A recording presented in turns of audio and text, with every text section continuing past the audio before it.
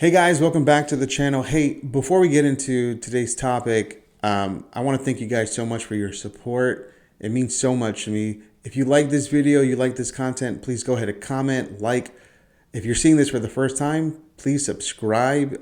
We are Faith Ventures. We like to talk about different topics concerning the Christian faith. We also love to sit down with people and talk about their testimonies. And so if you're a person who has a testimony, we would love to hear from you. But I saw this story the other day concerning the Pope, and he was asked a question saying, hey, there are basically Catholics around the world who believe that Islam is a threat.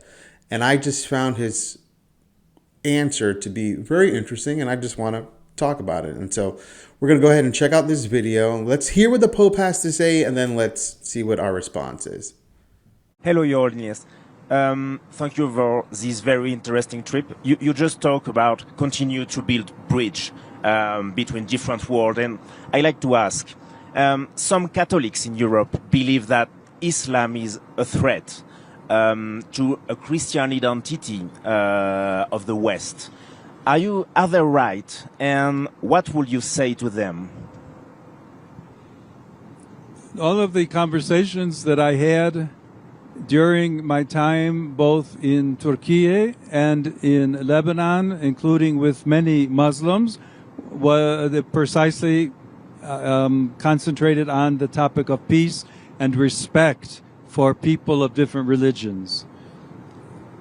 I know that, as a matter of fact, that has not always been the case.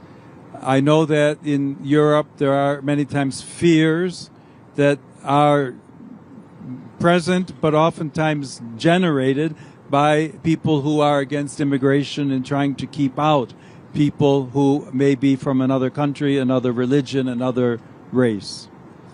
And in that sense, I would say that we all need to work together. One of the values of this trip is precisely to raise the world's attention to the possibility that dialogue and friendship between Muslims and Christians is possible. I think one of the great lessons that Lebanon can teach to the world is precisely showing a land where Islam, Christianity are both present and are respected, and that there is a possibility to live together, to be friends. Stories, testimony, witnesses that we heard even in the past 2 days of people helping each other, Christians with Muslims, both of whom had their villages destroyed, for example, of saying we can come together and work together.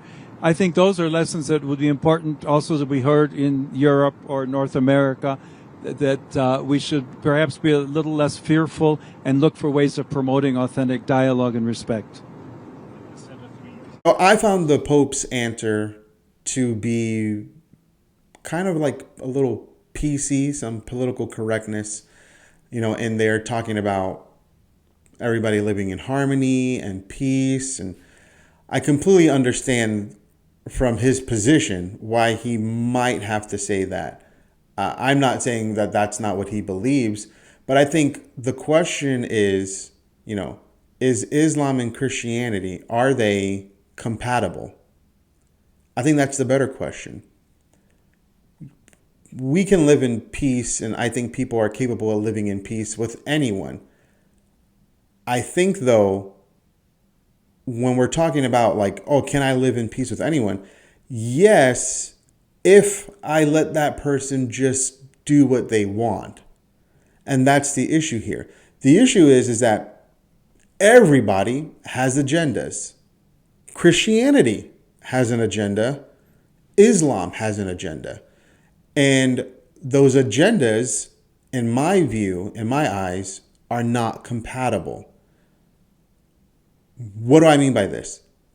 As Christians, we are commanded by Christ to go into the world and make disciples of men. We're called to share and spread the gospel of Christ. Islam is called to do the exact same thing.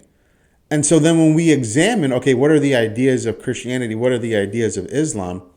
There are huge differences, even though there are some quote unquote commonalities, right? But basically, what it always seems to be when we're talking about, like faith and topics on religion, we always come to, the deity of Christ. Muslims do not, while they believe in Christ, right? They believe he was a great prophet. That's about the extent of what they believe in him to be. They don't believe him to be actually God, right? They don't aspire to that. And as most false religions do when they want to address Christianity, they don't even believe that he died on the cross. Instead, they actually believe that they were made to see Jesus die on the cross, but it actually wasn't him. It was Judas. That's one of the ideas, one of the beliefs, right? And they definitely don't believe in any type of resurrection. And so when you're examining that from that lens, is that compatible with Christianity? No, it's not. I personally think it would have been better for the Pope to have said, hey, I think the best thing for both religions is that we should be engaged in dialogue. We should be sitting down more, having more conversations, ultimately letting people decide who and what they want to believe in, who they want to believe in, what they want to believe in. But I think we should be engaging in dialogue. I think that's a better way and avenue to peace versus just saying this universal PC, yes, we all want to live in harmony and, get along and all this stuff. I think it would have been better for him to call for dialogue. Let's actually sit down and talk. Let's do it in front of people. Again, let them decide whose ideas, beliefs would win the day, right? Let's engage with that. And I think you do that, I think that's kind of a trap because, again, when you get into, and as a trap, I would say for the Muslim, because when we start getting into ideas, right, then things start coming out to the surface. You start finding out that Islam isn't as peaceful as people would like to say or believe it is, or how some of them like to portray that they are, or this idea that, oh no, within Islam, it's just this minority sect that does all these crazy, atrocious, terroristic things. But when you actually sit down and have a conversation and open up dialogue and, hey, let's go through the Quran, let's go through the Bible, you come to find out that, hey, the Quran actually seems to leave open, like it leaves the idea and the impression that these crazy, terrible things that a so-called minority group are doing actually seems to be permissible for everybody who follows, the Muslim faith, the Islam faith to do. And that's a problem. That's a huge issue. And so I think there could have been a better way for him to have addressed this, but I just found the topic interesting. I found it fascinating. And so let me know what you guys think. Go ahead and leave a comment. Again, if you like this content, like, subscribe. We have a couple of interviews that are being set up right now of people who have great testimonies. And hey, since we're on this topic of, Islam, if there's somebody out there who ever sees this, who you were once, a Muslim, you came to the faith in Christ, and now you're walking the path of Christianity, I would love to sit down and talk with you. But yeah, that's the story for today, guys. We'll see you guys in the next video.